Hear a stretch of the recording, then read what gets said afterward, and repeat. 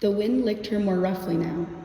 Pallid and fragile, her breathing light, she felt the saltiness in allegro run about her body, inside her body, revitalizing her.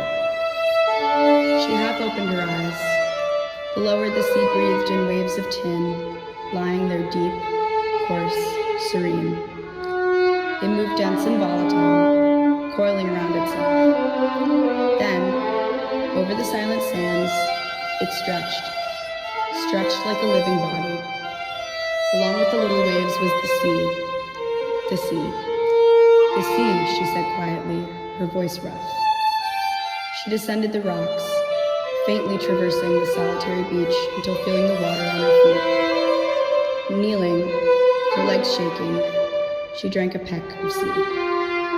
Like that, she stayed resting.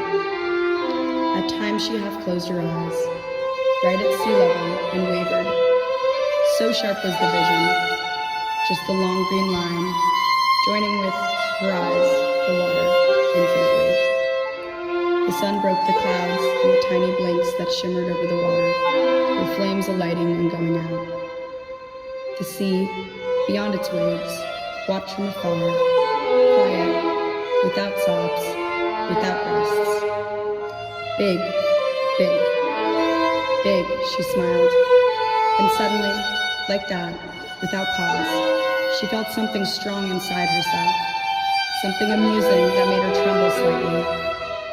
But it wasn't cold, nor was it sad. It was a grand thing that came from the sea, that came from the taste of salt in her mouth, and from her, from herself. Not sadness, an almost terrible joy.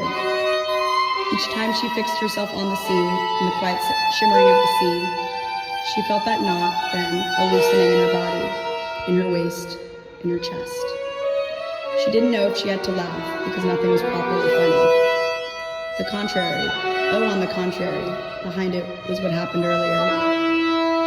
She covered her face with her hands, waiting almost ashamed, sensing that the warmth of her laughter and her exhalation were newly absorbed.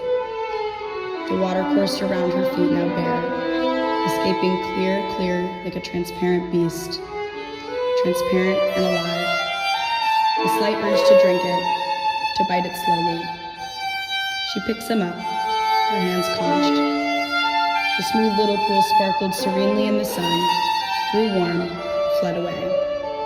The sand absorbed it prestissimo. It continued as if it had never known the little water. In it she wet her face, passing her tongue over her empty and salty palm. The salt and the sun were beaming darts born here and there, pecking her, stretching the skin of her moistened face. Her felicity grew, joining with her throat like a sack of air. But now it was a serious joy, without wanting to laugh. It was a joy of almost crying, my God. Very slowly came her thinking, without fear, not ashen and tearful like it had come before, more so naked and quiet below the sun like the bright sand. Father died. Father died. She inhaled languidly. Father died. And now she knew surely that her father was dead. Now, joined with the sea where the glimmer was a shower of waterfish. Her father had died, like the sea was deep, she understood suddenly. Her father had died just as one couldn't gaze at the bottom of the sea, she felt. She was not tired from crying. She understood that her father had ended. So it was. And her sadness was a great fatigue, pressing without anger. She held it with her as she walked across the immense beach. She looked at her feet, fine and dark, like branches among the quiet ivory sand, where they sank and rose rhythmically, in one breath. She walked, not having anything to do. Her father had died.